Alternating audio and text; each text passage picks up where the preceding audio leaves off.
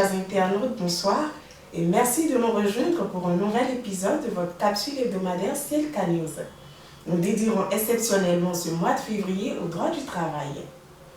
En effet, et comme nous le savons tous, pour faire marcher une entreprise, il faut du personnel. Ainsi dit, qu'est-ce qui régit donc les relations employeur-employé? Pour répondre à cette question, nous sommes en compagnie de notre experte en droit du travail, Maître Isabelle Niamké, qui apportera ses éclairages sur notre thématique de ce jour, qui porte sur l'exécution du contrat de travail en entreprise. Bonsoir Maître. Bonsoir Madame Abiona, bonsoir chers internautes. C'est un plaisir de vous recevoir sur ce plateau. Alors Maître Niamké, vous êtes avocat inscrit au barreau de Côte d'Ivoire depuis bientôt 7 ans. Oui. C'est cela. Membre de la Fédération des jeunes avocats de Côte d'Ivoire. Avocat référent à CAC Côte d'Ivoire. Oui. Ancien membre de l'Association des femmes juristes de Côte d'Ivoire et enfin préassocié au sein de CLK Law Firm. Oui. Alors, vous comptez à votre actif plus de 10 années de pratique professionnelle dans les domaines du droit des sociétés, du recouvrement, de la propriété intellectuelle et industrielle, mais également du droit civil des personnes et de manière générale du droit des contentieux auprès d'une clientèle nationale comme internationale. C'est bien cela. C'est bien ça, la présentation est bonne. Parfait. Alors, Maître Niamké, dites-nous donc, qu'est-ce qu'un contrat de travail et quels sont les types de contrats disponibles? Merci Madame Abiona. Je profite de l'occasion pour saluer nos internautes qui nous suivent, qui ont suivi nos précédentes capsules. On espère que celle-là aura le même engouement. Le droit du travail est régi en Côte d'Ivoire par une loi qui est assez récente, la loi 2015-532 du 20 juillet 2015 portant Code du travail. Et l'article 14.1 de cette loi définit le contrat de travail comme un accord de volonté entre une personne physique qui s'engage à mettre son activité professionnelle au service d'une personne morale ou une personne physique moyennant rémunération. Donc le contrat de travail regroupe 3 éléments. Il y a l'activité professionnelle qui est exercée par l'employeur. Il y a le lien de subordination qui est l'attribut de la personne physique ou de la personne morale. Et il y a la rémunération qu'on appelle communément le salaire. Donc c'est, on dira, la combinaison de ces 3 éléments qui constituent le contrat du travail. Ce sont des conditions cumulatives. Si un élément manque, on ne peut pas parler de contrat de travail, on peut parler d'un autre type de contrat, mais pas de contrat de travail. Notamment, généralement, il y a le lien de subordination qui peut ne pas apparaître dans certains types de contrats, notamment les contrats de consultance. Mais je pense que ça fera l'objet voilà, de d'autres développements. C'est ce que je peux dire en ce qui concerne le contrat de travail. En Côte d'Ivoire, nous avons principalement 2 types de contrats. Nous avons le contrat à durée déterminée et le contrat à durée indéterminée. Le contrat à durée déterminée, comme son nom l'indique, c'est un contrat qui est inscrit dans un délai bien déterminé, qui est connu, dont le terme est connu par les parties au moment de la signature. Et en Côte d'Ivoire, les dispositions légales font état de ce que les contrats à durée déterminée peuvent faire l'objet de renouvellements.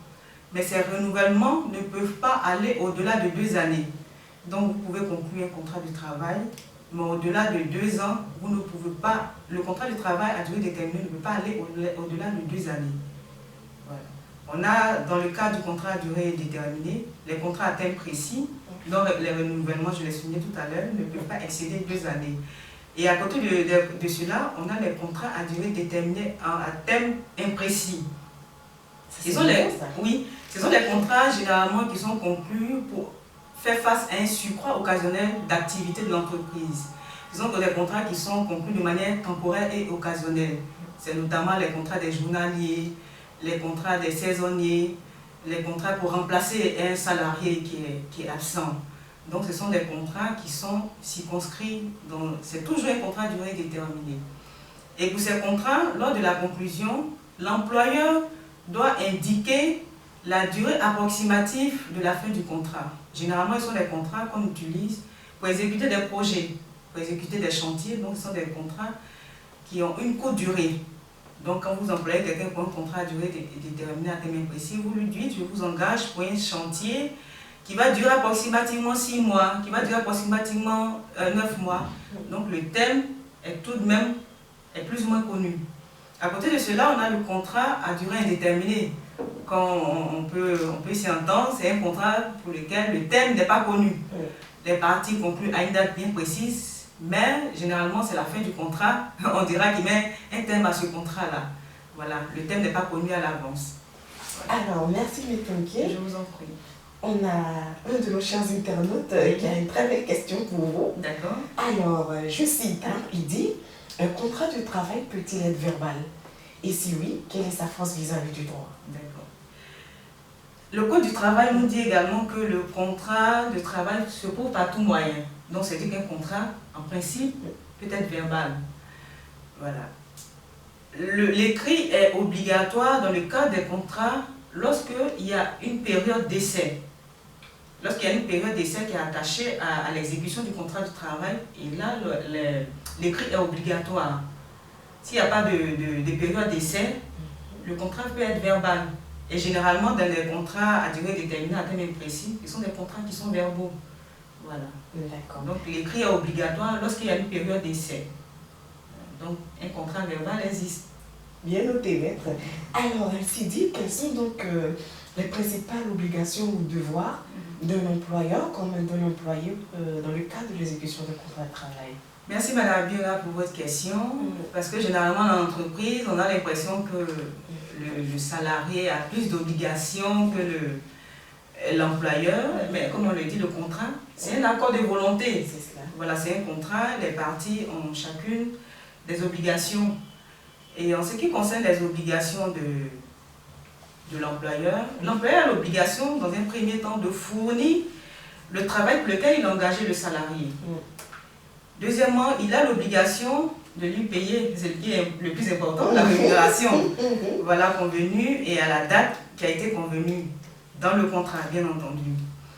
L'employeur a également l'obligation d'assurer la formation du salarié. Parce que nous savons tous que le monde évolue, la technologie évolue, les métiers aussi évoluent. Donc il faut adapter les conditions de travail à l'évolution de la société. Donc il y a une obligation de formation qui pèse sur l'employeur. L'employeur a également l'obligation d'assurer sur le lieu de travail la sécurité et la santé du travailleur. C'est important, ça. Oui, il a également l'obligation de respecter la liberté syndicale du salarié. Il a l'obligation c'est pas exhaustif, il a l'obligation, en fin de contrat, de délivrer à l'employé plutôt, un certificat de travail et un relevé nominatif. Donc voilà, entre autres, les obligations de l'employeur. À côté de cela, le salarié aussi a des obligations. Il s'agit d'un contrat, donc ce sont des obligations synalmatie réciproque. Le salarié a l'obligation d'exécuter le travail pour lequel il a été embauché, il a été engagé. Il doit l'exécuter lui-même et il doit le faire avec soin. Il a également l'obligation de respecter les consignes de l'employeur, notamment de respecter le règlement intérieur, qui renferme généralement les heures de travail et bien d'autres choses. Il a également l'obligation de respecter les consignes de sécurité qui sont contenues aussi dans le règlement intérieur. Voilà, entre autres, les obligations du salarié. La liste n'est pas exhaustive. C'est cela. Alors, maître, nous savons tous que forcément, quand on dit obligation, on a droit. Oui. Voilà. Alors, donc, quels sont donc les droits des parties au contrat? D'accord, ce sont des notions qui vont de pair. Quand on parle de droit, on parle toujours quand on parle d'obligation, il y a toujours des droits. L'employeur a le droit d'embaucher. L'employeur a le droit de licencier. Et l'employeur a le droit de donner des instructions. Voilà, entre autres, les droits principaux de l'employeur. À côté de cela, le salarié a le droit de percevoir la rémunération pour laquelle il a été engagé. il a le droit, un droit syndical, il a le droit du respect de sa vie privée, il a le droit de participer à des activités syndicales. Donc voilà, entre autres, les droits du salarié. Voilà. Bien noté, maître. Alors, quelles sont les causes qui peuvent affecter l'exécution d'un contrat de travail? D'accord. Comme tout système humain, le contrat de travail aussi peut connaître, on dira, peut être affecté par des événements ou des circonstances. Et dans le cas du contrat de travail, on est généralement face à l'absence du salarié pour cause de maladie, pour cause d'accident de travail, pour cause de grossesse. On peut également rencontrer des situations où le salarié fait l'objet d'un mandat de dépôt ou d'une garde à vue. Il y a la situation également du chômage technique. Donc, ce sont des événements qui peuvent atteindre l'exécution du contrat de travail. Donc, c'est-à-dire que dans ce cas de situation, les obligations des parties sont suspendues. C'est-à-dire que le salarié n'exécute pas son obligation principale qui est de fournir l'activité professionnelle parce que le contrat est suspendu. Et dans d'autres circonstances, la loi permet que l'employeur ne paye pas aussi, ne respecte pas son obligation principale qui est de payer les salaires. Donc, dans certains cas, notamment dans le cadre où le salarié fait l'objet d'un mandat de dépôt ou d'une détention préventive, que l'employeur ne soit pas obligé de lui payer les salaires. C'est la même situation lorsque le salarié bénéficie de permissions exceptionnelles pour des événements familiaux.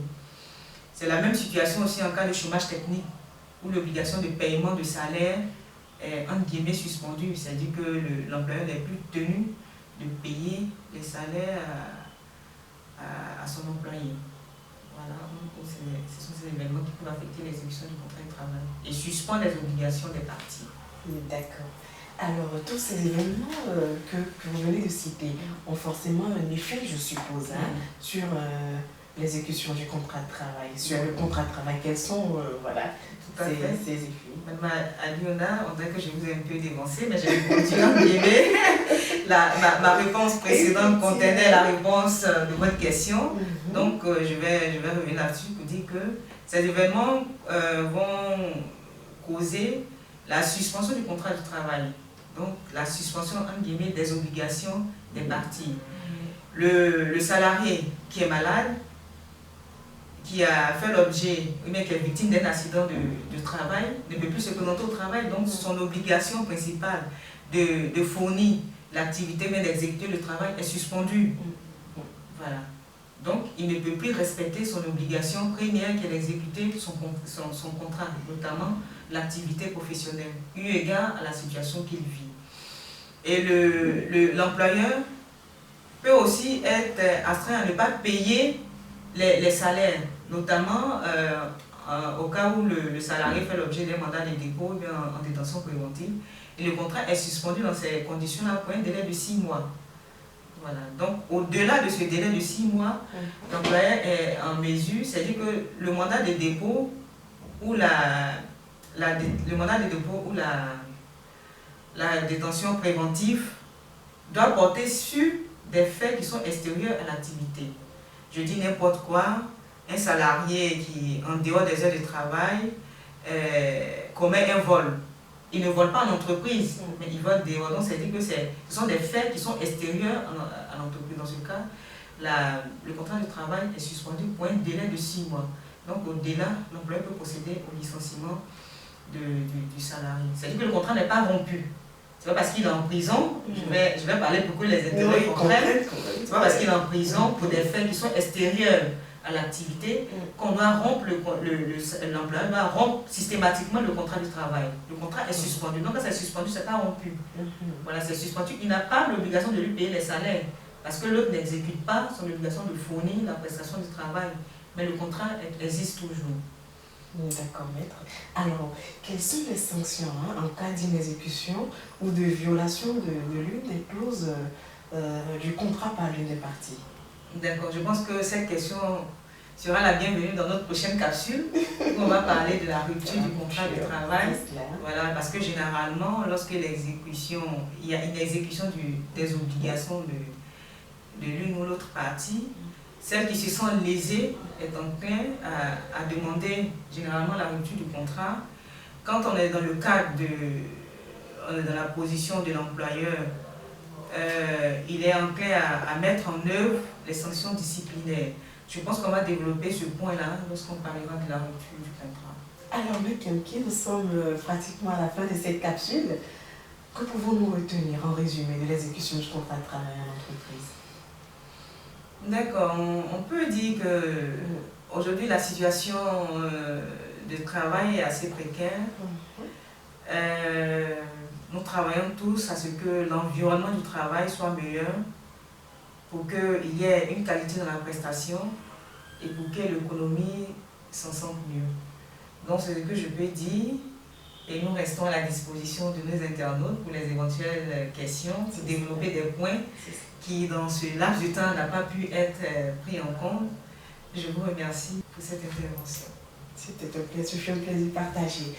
Alors, chers internautes, ce sera tout pour aujourd'hui. Nous vous donnons rendez-vous le 26 février prochain, autant pour moi, toujours avec Maître Isabelle Nyomke, pour un tour d'horizon, comme elle a si bien dit tout à l'heure, sur la rupture du contrat de travail.